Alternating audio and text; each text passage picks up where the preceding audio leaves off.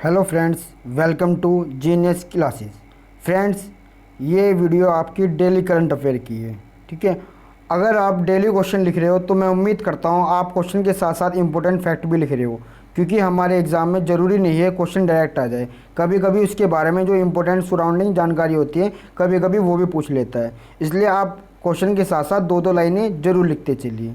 ठीक है, वीडियो को स्टार्ट करने से पहले बोलना चाहूँगा, जो भी स्टूडेंट इस चैनल को फर्स्ट टाइम विजिट कर रहा है वो चैनल को सब्सक्राइब करिए और वीडियो को लाइक कर दीजिए और साथ ही साथ अपने फ्रेंड्स के साथ इसको शेयर कर दीजिए। आपको जो इस वीडियो की पीडीएफ है वो आपको डिस्क्रिप्शन बॉक्स में मिल जाएगी। और आज आपको शाम को टेस्ट भी मिल जाएगा। 1 मई से 15 मई तक की जो भी करंट अफेयर मैंने कराई है या जो भी इंपॉर्टेंट फैक्ट है करंट अफेयर के, वो आपको क्वेश्चन में मिल जाएंगे। आज आपका टेस्ट हो जाएगा, वो एक ऑनलाइन क्विज होगी जो मैं आपको अवेलेबल करा दूँगा। अगर किसी के पास मेरा नंबर नहीं है तो वो इस कमेंट बॉक्स में नंबर पूछ सकता है, मैं आपको नंबर दे दूंगा तो आप मुझको मैसेज कर देना। मैं आपको या तो ग्रुप में जोड़ दूंगा या आपको ऑनलाइन क्विज भेज दूंगा। वो ऑनलाइन क्विज आपको ज़रूर अटेंड करनी है, वो एग्ज़ाम के लिए बहुत इंपॉर्टेंट है।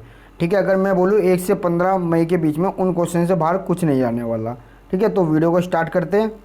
आज डेट है 24 मई 2020। पहला क्वेश्चन, विश्व कछुआ दिवस कब मनाया जाता है? क्वेश्चन में क्या पूछ रहा है, विश्व कछुआ दिवस कब मनाया जाता है? तो कब मनाया जाता है? 23 मई को मनाया जाता है। 23 मई को विश्व कछुआ दिवस मनाया जाता है। इसके मनाने का जो पीछे का मुख्य कारण है, इसका उद्देश्य है कि कछुओं के प्राकृतिक आवास के संरक्षण के बारे में लोगों को जागरूक करना। ठीक है, लोगों को जागरूक करना है किस प्रकार उसका प्राकृतिक आवास है उसको संरक्षण रख सकें। 2000 के बाद सन 2001 में पहली बार इसको मनाया गया।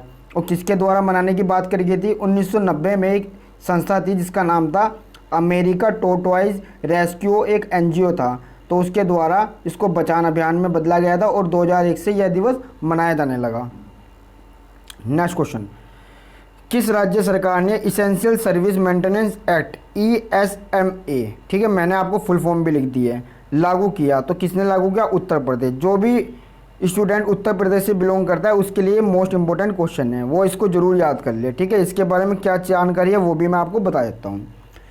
यानी कि इसेंशियल सर्विस मेंटेनेंस एक्ट के तहत डाक, टेलीग्राफ, हवाई अड्डे, बंदरगाह, रेलवे आदि आवश्यक सेवाओं से जुड़े कर्मचारी जो भी है वो हड़ताल पर बिल्कुल रोक लगा दी गई। यानी कि 6 महीने तक वो किसी भी प्रकार की कोई हड़ताल नहीं कर सकता। अगर कोई हड़ताल करता है इस नियम का उल्लंघन माना जाएगा और इस नियम के उल्लंघन पर बिना वारंट के गिरफ्तारी होगी और 1 वर्ष की जेल होगी।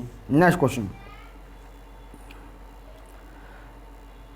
हाल ही में ICMR ने किस वैक्सीन के उपयोग पर संशोधित परामर्श जारी किया है? तो हाइड्रोक्सीक्लोरोक्विन। ये कौन सी वैक्सीन है? आपको पता है मलेरिया की वैक्सीन है, लेकिन आजकल कोरोना के इलाज में भी इस वैक्सीन या इस दवाई को उतारा गया है। ठीक है, आपको बताना चाहूँगा, अभी कल या परसों के क्वेश्चन में हमने किया था कि अमेरिका के जो राष्ट्रपति है डोनाल्ड ट्रंप, वो अभी से बचाव के लिए इस दवाई का उपयोग कर रहे हैं, जो बिल्कुल ही गलत है।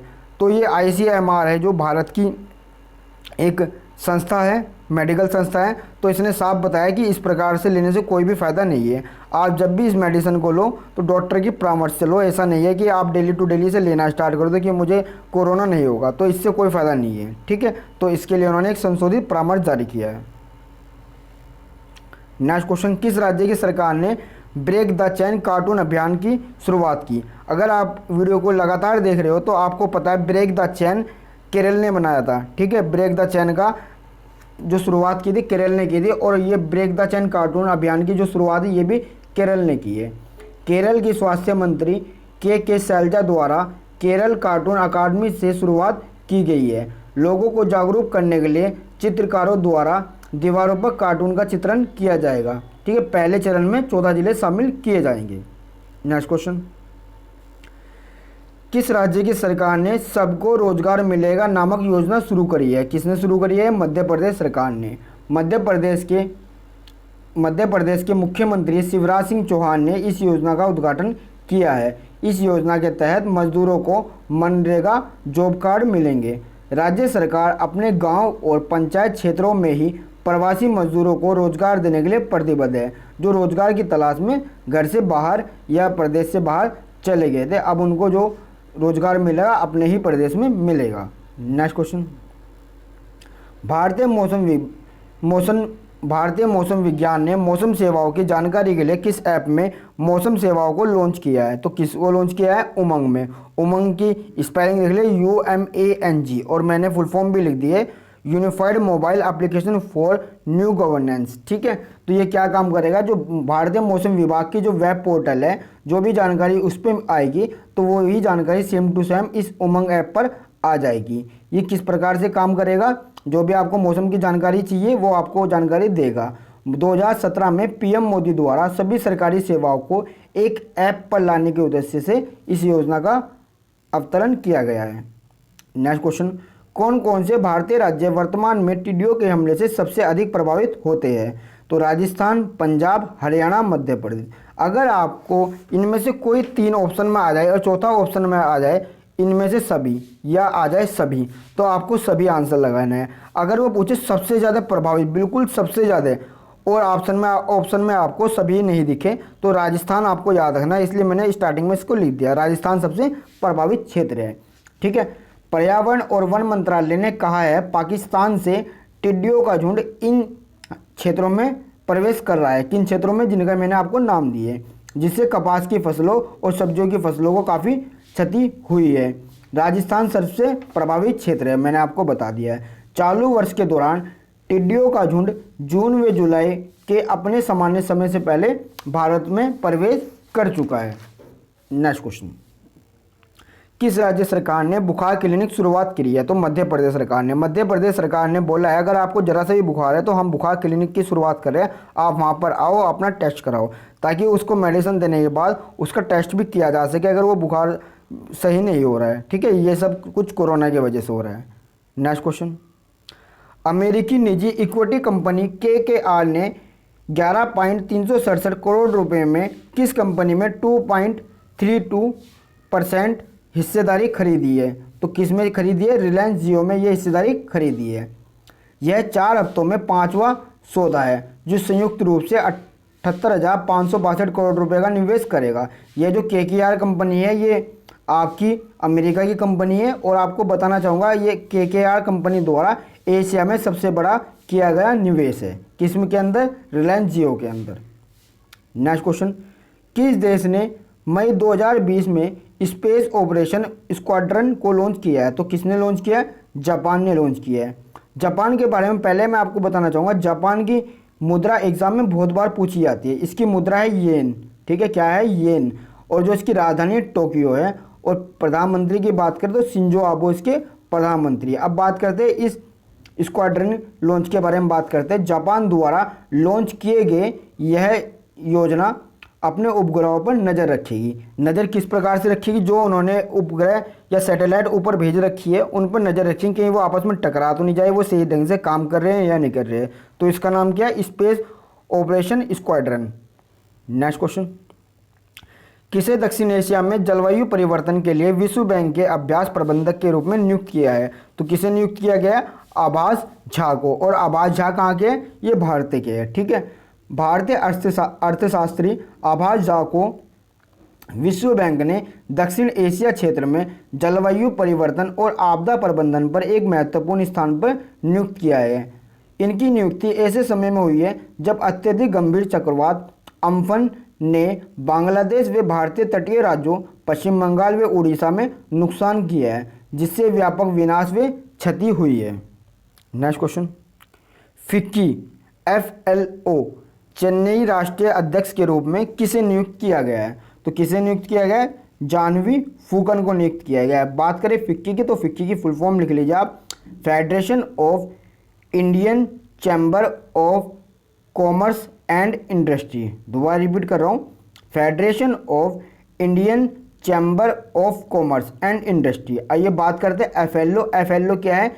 इसकी यानी मैं बोल सकता हूँ आप फेडरेशन लेडीज ऑर्गेनाइजेशन, यानी कि ये लेडीज ऑर्गेनाइजेशन है, ये एक महिला विंग है। और इस महिला विंग की जो अध्यक्ष नियुक्त की गई है, कौन नियुक्त की है? जानवी फूकन। और किन के स्थान पर नियुक्त किया गया है? हरजिंदर कौर के स्थान पर इनको नियुक्त किया गया है।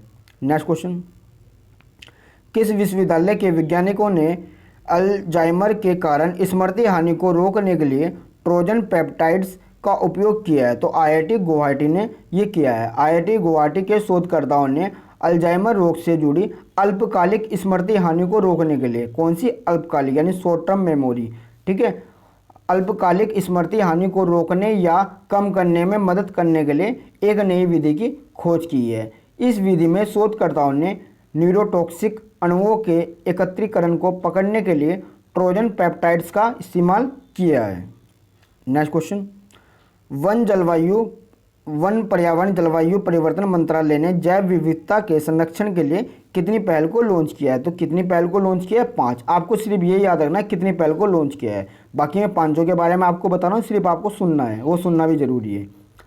पीजी के यानी कि पोस्ट ग्रेजुएशन के 20 छात्रों को 1 वर्ष के लिए परीक्षण देने एवं जैव विविधता के संरक्षण के बारे में इंटर्नशिप एक कार्यक्रम।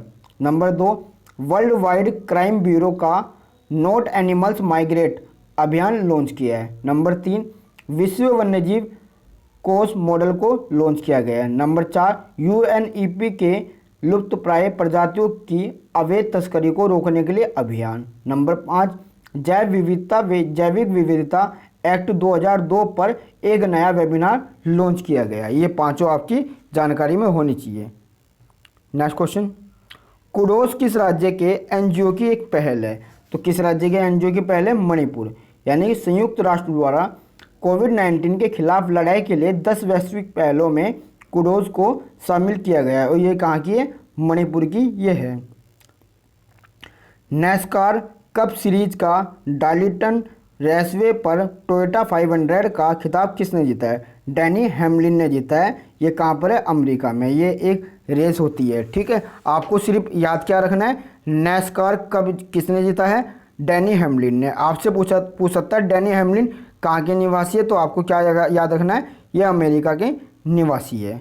नेक्स्ट क्वेश्चन, ये निधन है, आपको डायरेक्ट याद रखना है। वो पूछे डॉक्टर नेपाल सिंह किस चीज़ की क्षेत्र से संबंधित है, तो आपको बताना है राजनीति से संबंधित है। अगर आपसे पूछ ले डॉक्टर नेपाल सिंह किस पार्टी से बिलोंग करते थे, तो आपको बताना है भाजपा से बिलोंग करते थे। अगर पूछे आपको कौन सा इनके पास मंत्री पद था, तो आपको याद रखना है पूर्व माध्यमिक शिक्षा मंत्री पद इनके पास था। इसलिए मैंने इसके अंदर सब कुछ लिख दिया है।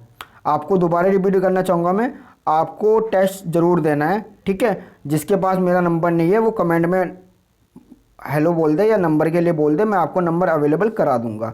इससे आप मेरे पास इनबॉक्स में मैसेज करोगे, मैं आपको एक क्विज दे दूंगा जो आपकी टेस्ट के लिए इंपॉर्टेंट होगी, यानी कि टेस्ट ही होगा वो, ठीक है। आप मुझको मैसेज कर देना, मैं आपको क्विज दे दूंगा। उसके अंदर 15-20 क्वेश्चन लेंगे जो 1 से 15 मई के बीच में हमारे पास इंपॉर्टेंट बने हैं। Thank you so much.